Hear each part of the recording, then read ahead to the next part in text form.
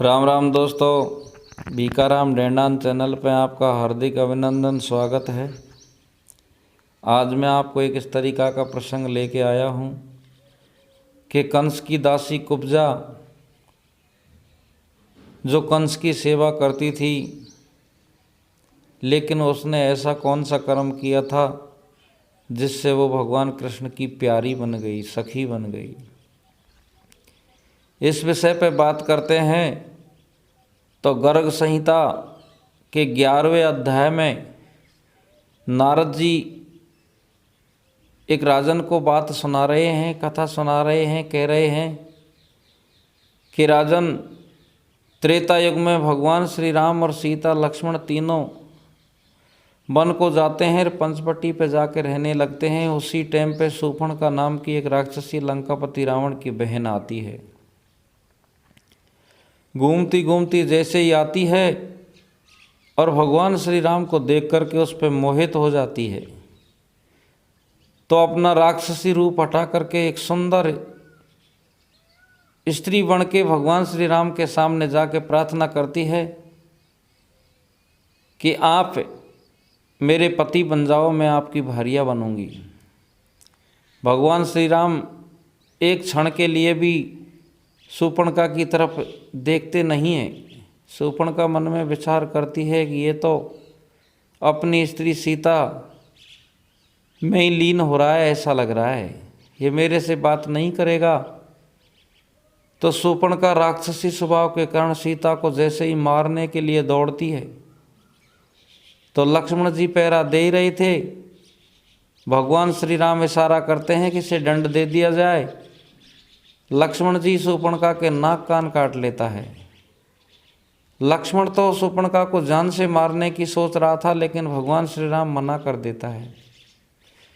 शूर्पणखा क्रोधित हो जाती है और अपने असली रूप राक्षसी रूप में आ जाती है और वो भगवान श्री राम को धमकी दे के चली जाती है। लंकापति रावण से जाके सारे हाल सुनाती है। तो लंकापति रावण अपनी बहन की बात को मान करके सीता का हरण कर लेता है और अपने पूरे कुल का नाश करवा लेता है।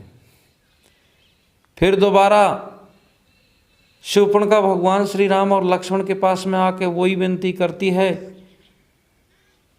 कि आप दोनों में से कोई सा भी मेरा पति बन जाओ। भगवान श्री राम फिर मना कर देता है। तो शूर्पणखा नाराज हो जाती है। नाराज होकर के और वो पुष्कर तीर्थ को चली जाती है। पुष्कर तीर्थ में जाकर के शंकर भगवान की भक्ति करने के लिए बैठ जाती है। प्रिय सब्सक्राइबर बंधुओं, जो वो भक्ति ऐसी करती है जिससे शंकर भगवान प्रसन्न हो जाता है। पुष्कर तीर्थ जाकर के शूर्पणखा से कहता है कि शूर्पणखा वरदान मांगो, क्या वरदान मांगना है। शूर्पणखा शंकर भगवान को प्रसन्न देख करके कहती है, हे जगत के स्वामी अंतर्यामी घट घट के वासी भोलेनाथ कैलाशपति, अगर मुझे वरदान देना चाहते हो तो मेरी मन इच्छा का वरदान दीजिए कि मैं श्री राम से पंचवटी पे जब पहली बार देखा उसी दिन से उससे प्यार करने लगी हूँ, और मैं आखिरी इच्छा भी मेरी यही है कि मैं उसकी घरवाड़ी बनूँ, वो मेरा पतिदेव बने। शंकर भगवान तथास्तु कह देता है, लेकिन इस बात को कहता है कि इस युग में तो वो तुम्हारा पति बन नहीं सकता, क्योंकि वो एक पत्नी रखने का इस युग में उसने संकल्प लिया है। और द्वापर युग में जाकर के वो कृष्ण का अवतार लेगा। चौथे चरण में जब कंस का वध करेगा, उस टाइम पे तू उसकी दासी बनेगी कंस की। तेरा नाम कुब्जा होगा, तू कुबड़ी होगी, और भगवान कृष्ण तुम्हारा उद्धार करेंगे, तुम्हारे रूप को वापस लाएंगे और वो तुम्हारे प्रियतम बन जाएंगे। इतनी बात सुनकर के शंकर भगवान की और कुब्जा जाकर के कंस की दासी बन जाती है। भगवान कृष्ण जाते हैं और कुब्जा का उद्धार करते हैं, उसको रूपवती बनाते हैं और अपनी प्रिय बना लेते हैं। प्यारे सब्सक्राइबर बंधुओं, अलग अलग रामायण में अलग अलग तरीका का लेख मिल जाता है। ये तो गर्ग संहिता के 11वें अध्याय का लेख है, लेकिन लोमस रामायण है जो ये कुब्जा को शूर्पणखा नहीं बता करके और कैकेयी की दासी मंथरा बताता है। वो रामायण मंथरा कैसे बताती है कि मंथरा है जो पूर्व जन्म में बेलोचन राजा की पुत्री जानवी थी।